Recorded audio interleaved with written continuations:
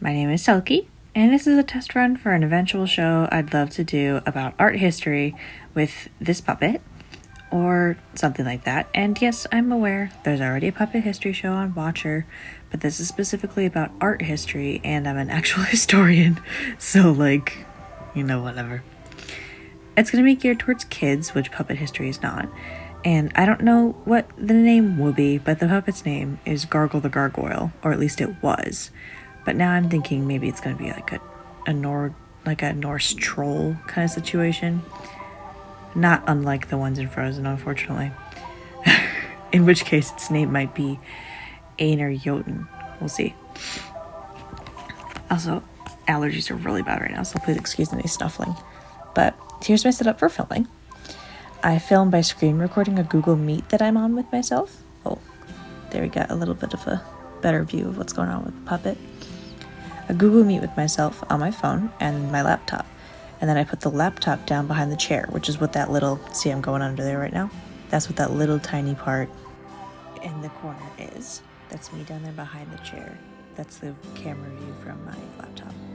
So I can see what I'm doing via the phone camera being projected onto the screen of my laptop. And I can then tell what the puppet is doing. So you see me right now, I'm adjusting a little bit, trying to make sure that the puppet faces the camera. There we go. Faces the camera, and then you can't see my arm or anything. Yeah. So I'm just sitting behind my recliner in my bedroom. It's nothing fancy. But because my phone won't record video or audio when I'm in a meeting, I have to screen record the video portion and then record the audio separately. Sometimes I do it on my iPad, but that got kind of annoying, so I'm just doing it through CapCut right now because I'm silly.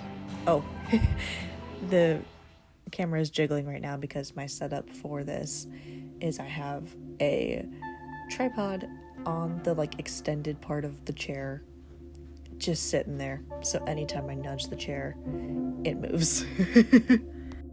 Once I start filming an actual show with this little guy and I have it all figured out, I'll get a Bluetooth mic, so it'll be a little more professional. Not that I care too much about it. It's more about having fun and learning how to do this.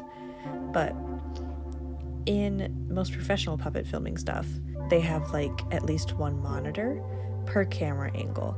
So, Gargle is saying hi. What are we doing?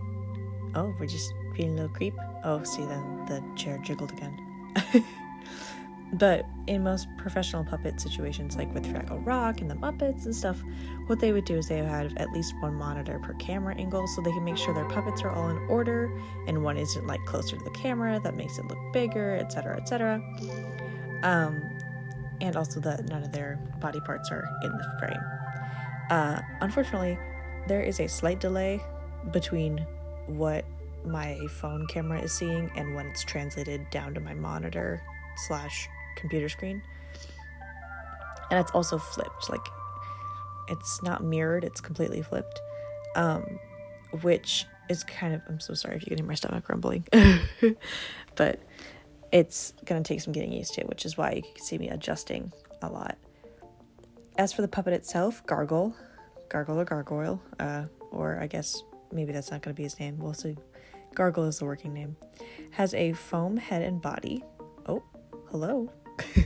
I think I'm going to show you a better angle. But Gargle has a foam head and body. I'm bowing. Why are we bowing? That's dumb. I adjusted the camera and now it's a little crooked, but I didn't notice. I'm looking at it right now. You can see that I'm looking at it in the screen and I just didn't change it, I guess. I don't know. Anyway, Gargle has a foam head and body covered in fleece, and then the hair is yarn brushed out. The yarn is acrylic and then also alpaca wool, which I then super duper brushed out scraps of it to look like moss and then hot glued them on. The eyes are large medication bottle caps, like the 30-day supply ones, covered in fleece and felt from a scrap shirt and stuff. And then the little sticks are just paint brushes with dowel rods that I got from popping the top off of two sponge what do guess like sponge applicators.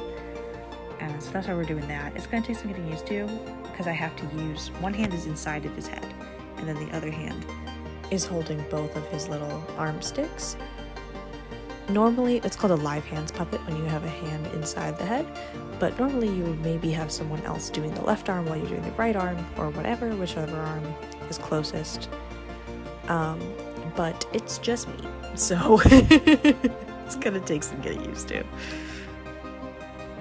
Correction, live hands puppet is when your hand is in one of the hands as well as the head. I think. I don't know, I'm new to this. This is a modified pattern. The pattern that I used to sew the gargoyle puppet is a modified pattern from puppetnerd.com. So thank you, Adam, for that.